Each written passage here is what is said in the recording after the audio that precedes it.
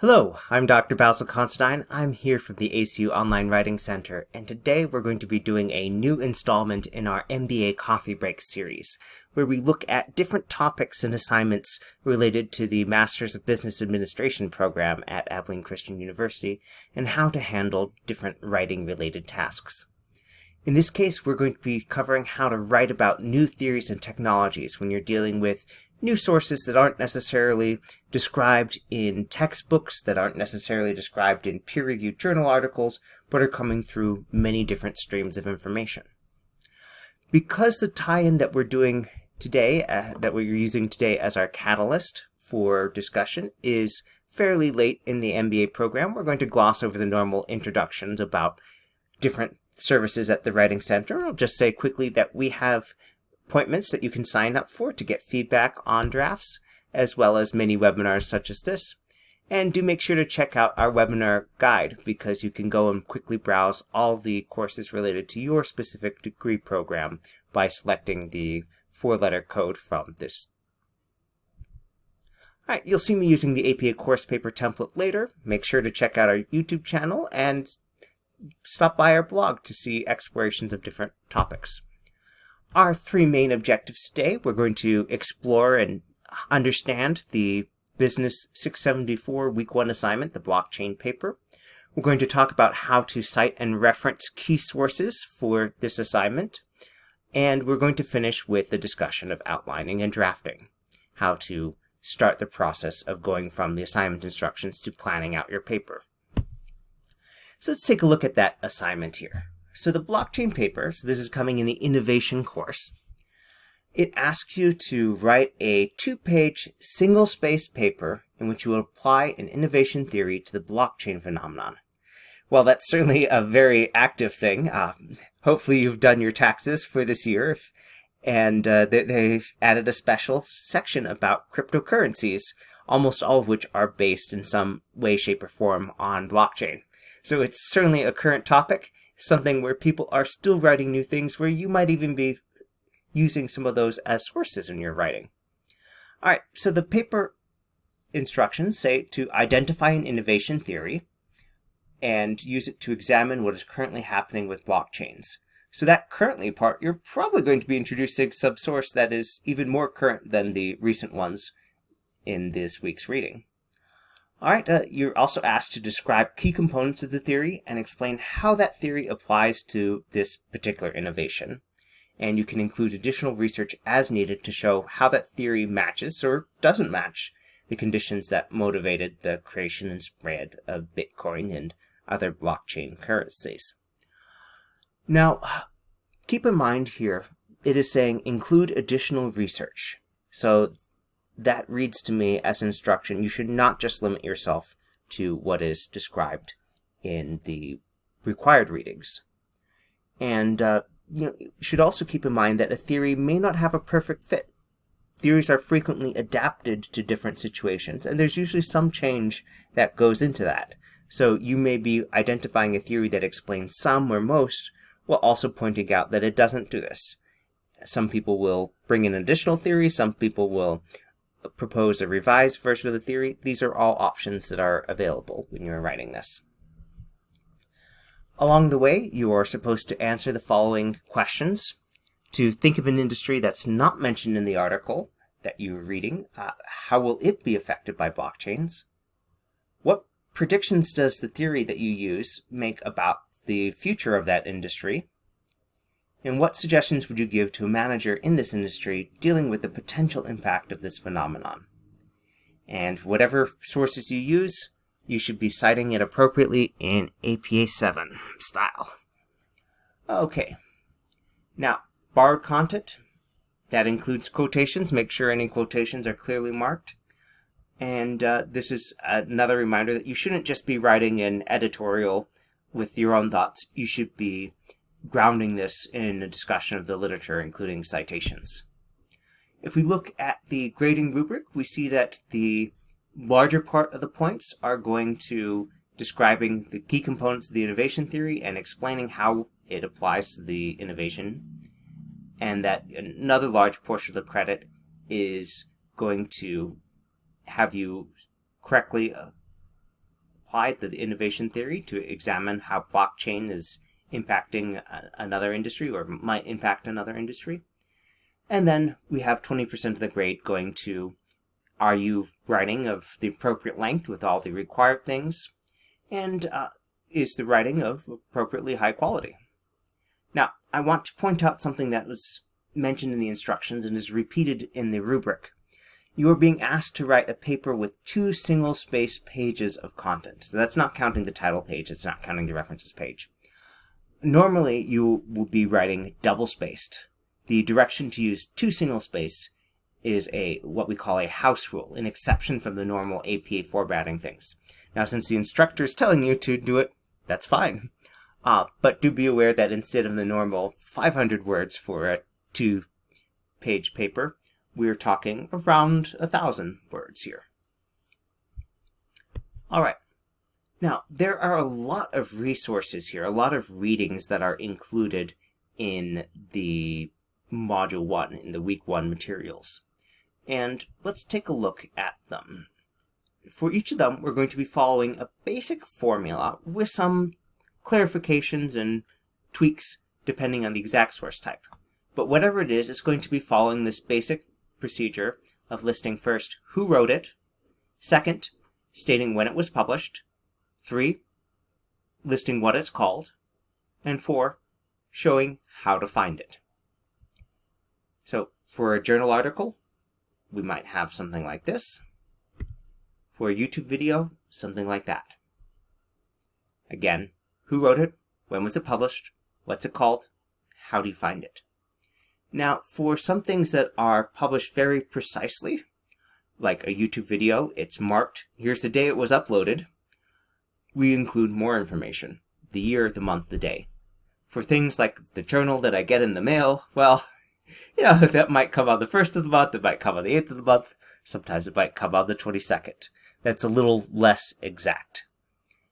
But if it was a daily newspaper, you bet that that's stamped with the year, month, and the date.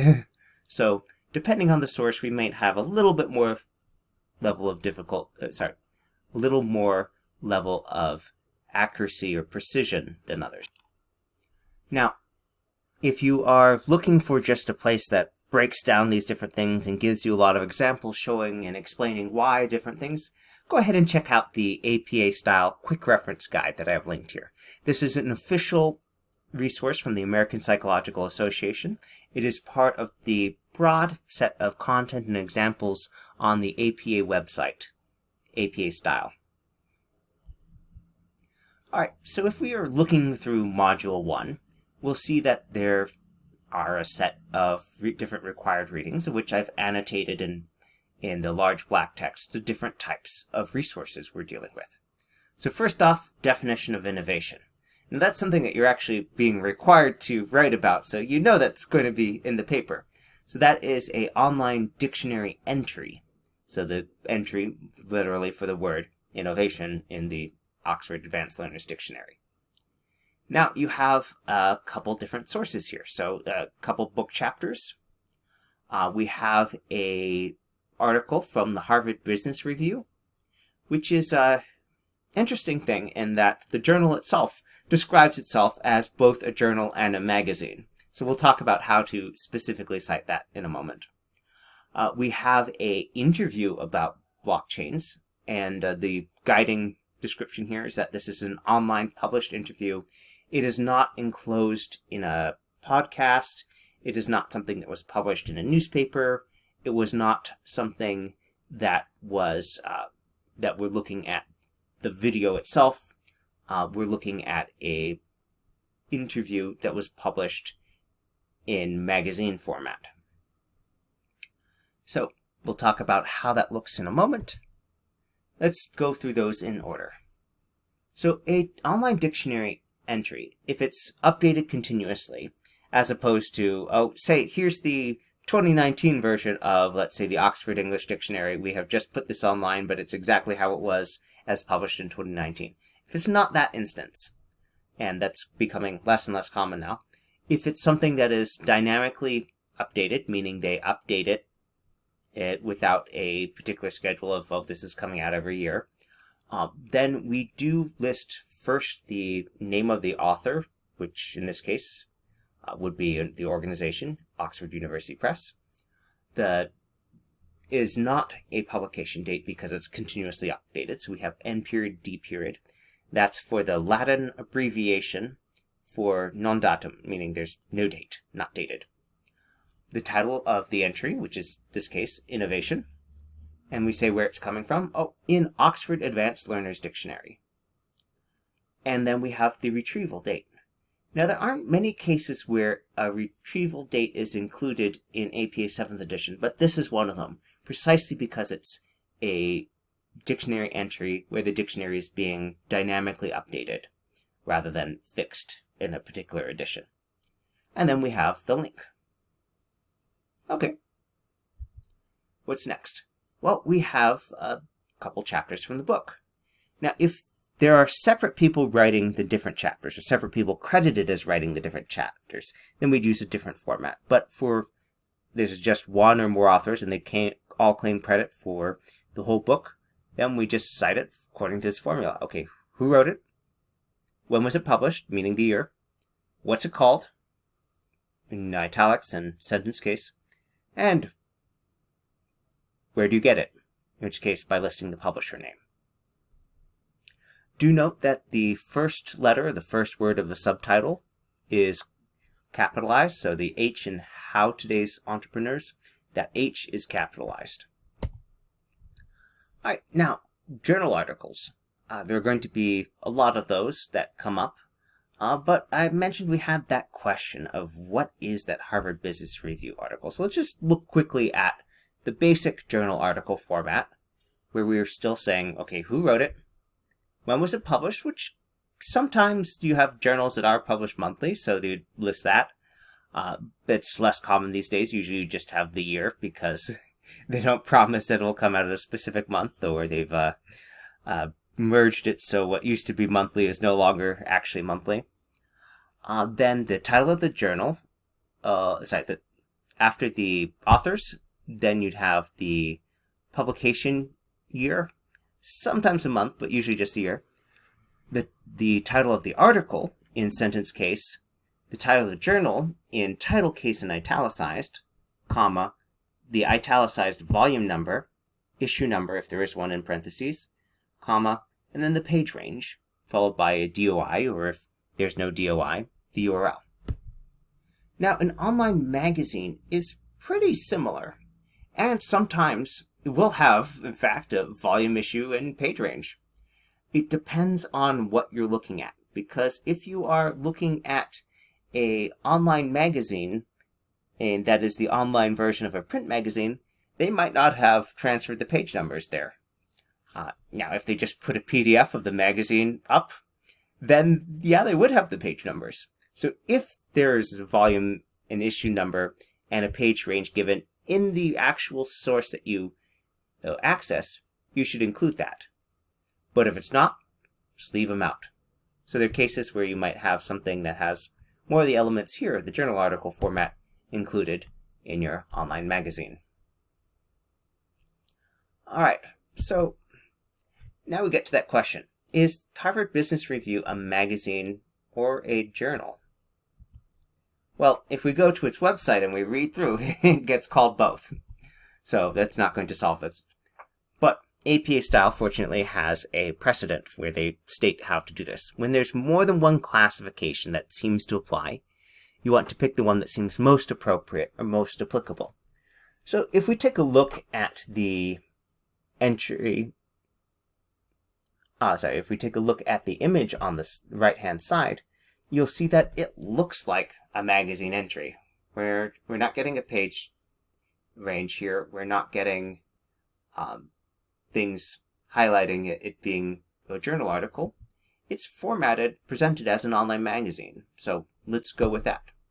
Now, it's not that it's erroneous to do it another way, but we're trying to pick the thing that's most appropriate and most correct here. And in this case, they don't, even though if you were getting the print copy, you would have volume and issue numbers there. In this case, because you're accessing it online, they have not included that information. So we format it as we would an online magazine entry that gives us the year, the month, the day. By the way, look quick and see if you can catch the typo here. Because if we look at the publication date given in the screenshot on the right, take a look at the entry, see if you can find it. Now, if you've spotted it, congratulations. So the typo here is that the publication year listed in this sample entry, 2018, doesn't match up with the screenshot, and it doesn't match with the URL. So let's go ahead and fix that really quick.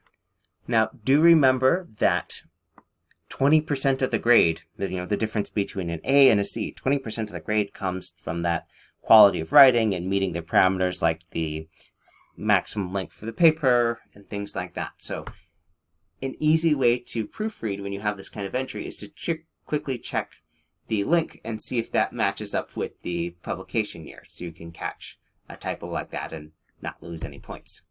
All right, let us look at the next one. Online published interview. Now this is tricky because interviews can come in multiple formats. But if we look on page 259 of the APA manual, that's 259, it tells us that we should pick the most applicable format. So if it's an interview that happens to come in a podcast, well, format it as a podcast. If it happens to come in a magazine article, format it as a magazine article. If it happens to come as something that's being published online just as an interview, well, we go with the normal format for online publications, for just something that's on a web page somewhere. And that is to say we have the author, the year, month, and day, the title of the article, in this case, How Blockchains Could Change the World, the name of the publisher and or the website, which are often the same, which is the case here, and then the link. I do note that the title here is in italics and in sentence case. And note that we don't have a retrieval date because this is being fixed. It's announced, okay, this is published May 6, 2016. So it's not content that we have to include the retrieval date to show that specific version. All right. Now, something that you'll see on page 259 is that you'll sometimes end up in situations where the reference and the citation that goes with it don't mention the person being interviewed because they're not the author of the work as a whole. This is distinct from, say, if the title happens to mention the person being interviewed, or if it's a podcast format or something like that where you might list the hosts separately from the person being listed as the guest. Now you can refer to them in the body of a sentence and then have your author date citation, of course, but they should not be included for this particular format in the reference entry itself. The interviewee does not get listed in this type of reference entry and will not get listed in the parenthetical citation. All right, moving through our required sources, we have a web page with a corporate author. That's the innovation adoption curve. We have another page with an informally published work. We have a journal article and a book. All right, a book chapter that you have to read, but, no, several chapters actually, but it's a one author for the whole book. So we wouldn't be listing the specific chapters. All right, so corporate author for a web page. In this case, the website calls itself valuebasedmanagement.net. And in fact, let's take a look at that because this is one of those things that commonly confuses people here. So we have here the copyright notice at the bottom. We have no individual author. So what happens with most organizations is that they claim authorship for everything on their website. I went to Boston University for graduate school. The trustees of Boston University claim credit for everything that is not otherwise attributed on their website. In this case, valuebasedmanagement.net, which happens to be the name of the organization, claims that authorship. So they're our corporate author. All right. So there's also no publication year on this page. If you look around, we see nothing at the top. Look at the bottom. We do see copyright 2022, but that doesn't actually tell us that that's when the page content was updated. That just tells us when they last updated the footer, the text and links at the bottom.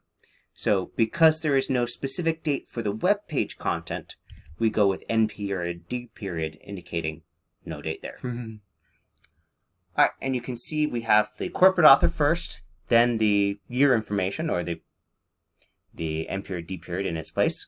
We have the title of the web page in sentence case and italics, and then we have the link. All right. Now, for that informally published thing, a summary of diffusion of innovations resource, let's take a look at that one too.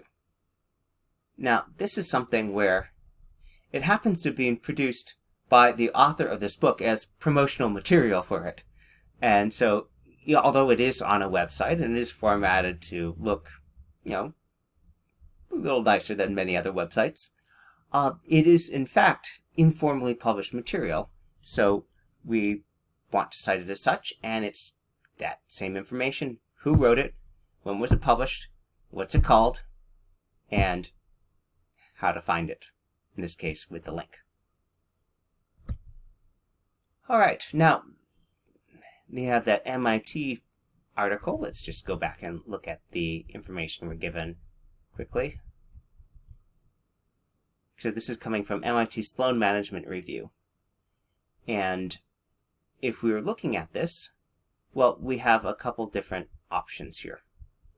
Now, one of those is to go ahead and just include the information that's in the module.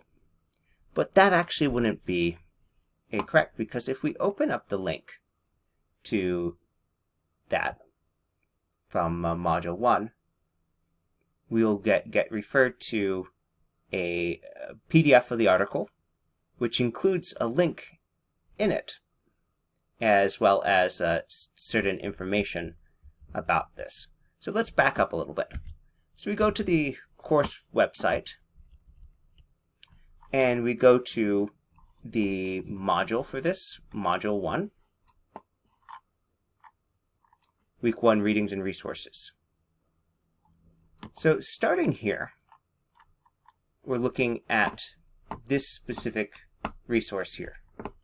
So we know when it appears online, but we're being given this link here. Now this will open up as a PDF, or you can download it separately and load it in your PDF viewer. But let's take a look at what we have, what we're actually given for this resource. So you can see that this is a PDF. It's called a PDF reprint, so of this specific article from there. And if we look at this PDF itself doesn't have the publication month or day.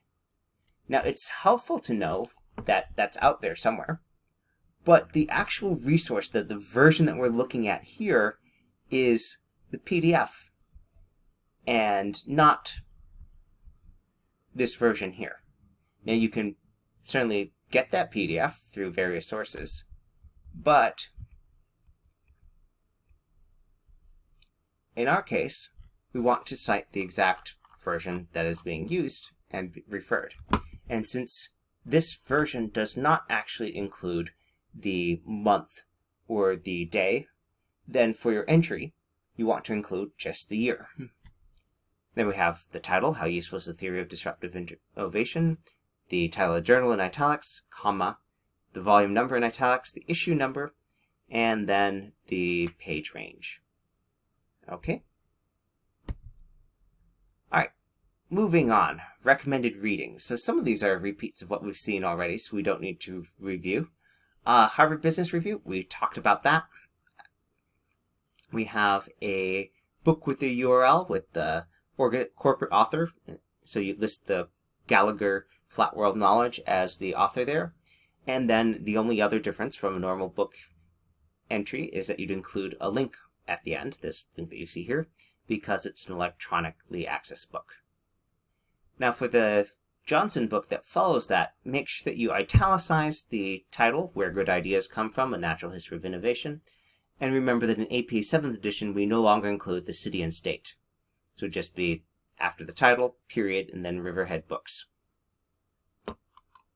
All right, moving on. If you're going through the recommended readings, there's some additional resources, some YouTube videos. And let's talk about that, because that's a type we haven't gone through so far. And these are all YouTube videos. So for a YouTube video, you want to list the name of the channel, the year, month, and day, and the title of the video. In square brackets, a note that this is a video, the name of the platform, in this case YouTube, and then a link there. And I recommend using the short form of the link because it just reads more cleanly. Now, if we're wondering where all this information comes from, let's take a look at the YouTube channel.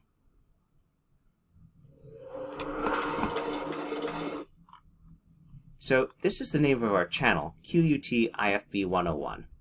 So that is what gets listed as the author here.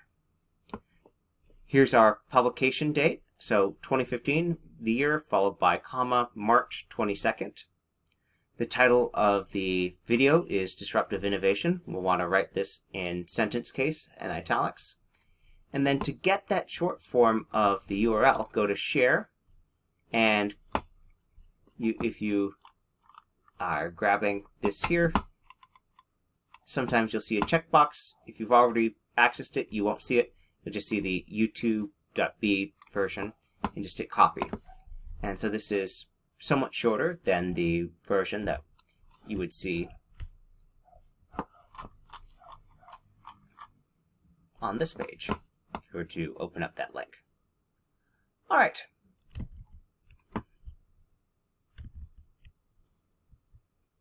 With this, let's move on to wrap things up by talking about how to put this together in outline and drafting. So again, I do recommend grabbing a copy of the APA course paper template. If you're watching this on video, I suggest pausing and grabbing that so you can really follow along as we continue. Now I have here a copy of the APA course paper template, so go ahead and fill in the title of your paper, your name, and other details like that.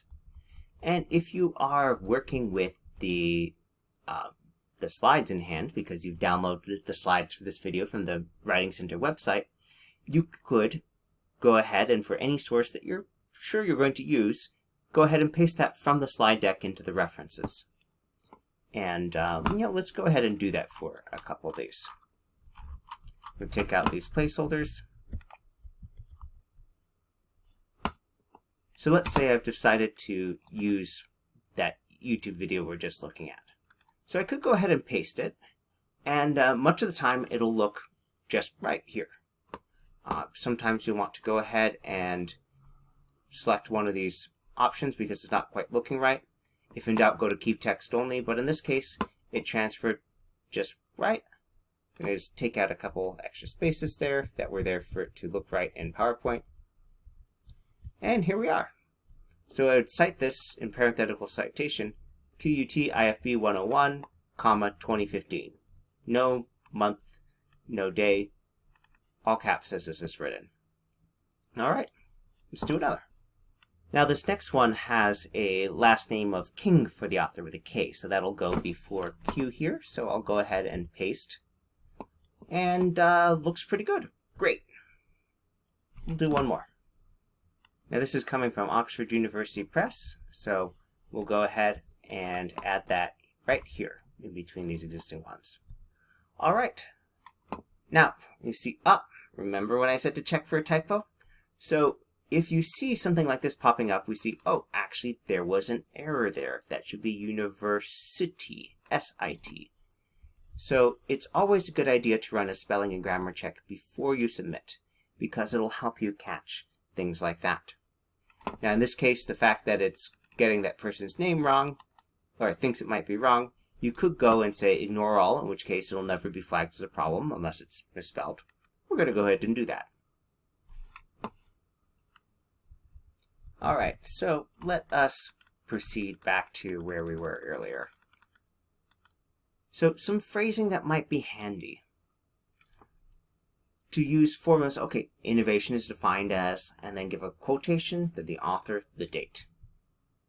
Now, helpful to keep in mind that how exactly you cite these entries in a dictionary has changed from APA 6th edition. So you're now going to be citing, and if there's more than one from that particular author, numbering or lettering, just like you would any other source. So if you have more than one entry from this dictionary, more than one term that you are pulling the definition from and citing, you're going to just label them label them according to the order of the reference list as N period D period dash A, N period D period dash B, etc., according to the alphabetical order. Some other stock phrases that might be helpful for this discussion: according to such and such a theory, parenthetical citation, author date, blah. Or XYZ theory, author date, states that this thing is a key factor in this, therefore, blah. Or XYZ theory emphasizes the importance of this thing. So when you're writing about theories, when you're writing about what people have said and done in the past, according to author, parentheses, date, comma, XYZ is that. So that's describing an ongoing phenomenon, and theories propose an explanation for something. Now, if you're referring to the article where what the authors wrote about that theory, yeah, that would be past tense. But saying, oh, here's what the theory states, or how the theory explains that, yeah, that's talking about conditions right now, so that's present tense. All right, let's do some work with the instructions here. So I've gone ahead and pasted the assignment instructions into the template here. The first thing you'll notice is that it's in a different font. So if I want to make that look more like the rest of the paper, I'm just going to go ahead and select Match Destination Formatting there. Now it's in the same 12-point Times New Roman as the rest of the paper, which means I'll have less cleanup to do later to get things to look right. Now, even before you do all the readings, you can go through the outline and start making yourself a list of things to write about. So here, identify an innovation theory, okay. So you need to list your selected innovation theory. And for what is currently happening with blockchains, well, there's a lot going on, so specific blockchain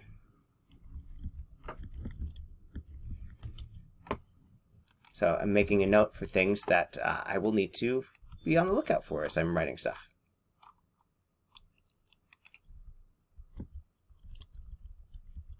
So I know here from this that I need to list the key components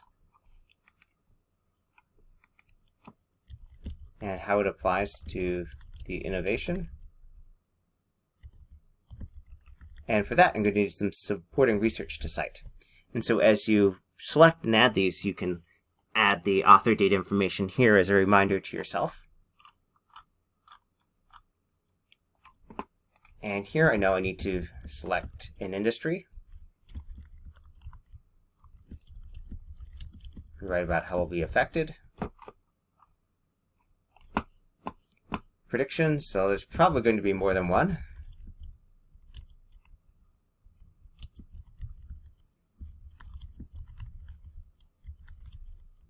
Here it says, oh, some suggestions. Okay, all right.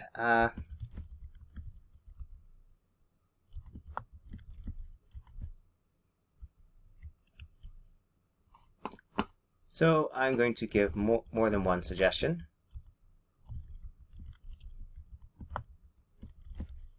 Because it does ask for multiple.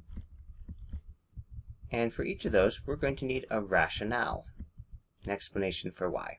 Now, I don't know what the specific things will be yet, but I know I'm going to have to write about them. And then here, this reminder for citation, I'm just going to go ahead and cross that off so I know, okay, don't need to worry about that. I will be taking care of that as a matter of course. Now, remember when I pointed out that there is a house rule here for this assignment? Well, before we forget that this is supposed to be single-spaced, let's go ahead and change that here so that we are overriding the normal style and that this is all being written out in single spacing. So that'll help make sure that we take care of that particular point. All right, the rest I will leave to you because you need to select the theory that matters to you. But I will say there are a couple places that you might be looking for if you need supporting sources. So one of these is Google Scholar. So go to scholar.google.com and you can search for, say, innovation theory, and give a particular context. And if you're looking for something very recent, like, say, blockchain and things going on this year, well, okay, add blockchain there. And then on the left-hand side, we can look at things just that came out this year. Because there's been so much about it, we actually have some 3,000 results. Okay, you're not going to read all those, but it means you can drill down and search for things that are more specific to what you're wanting to do. Let's say that I'm going for renewable energy. So I still have 2,600 results. Great, I could be even more particular, perhaps look at things with a different geographic context. Let's say United States. Let's even see if Texas. Okay, so it's getting a little bit more concise here, but we still have almost 400 results, many of which we can just click on and access directly. So there's a lot of literature out there that we could potentially draw on, but you know, be as specific as you can to find things that are of the most interest to you that you can write about. All right, with that, let's go ahead and wrap things up. So just to recap, so we started out looking at this assignment for BUSA 674. And we've talked through the different types of sources that are used in Module 1 and how to reference them. They're all going to be author date citations. And then we talked about how to start outlining your paper based on this. Again, a reminder to make sure you have that that single space formatting for your 2 pages of content. Do make sure to run a spelling and grammar check and give a quick once-over visual examination before you submit. And with that, I think that we are coming to a close. So thank you for attending this installment of the MBA Coffee Break. If you have any questions, feel free to send us an email at onlinewritingcenter@acu.edu or schedule an appointment if you want us to look at a draft. And with that, have a great rest of your day.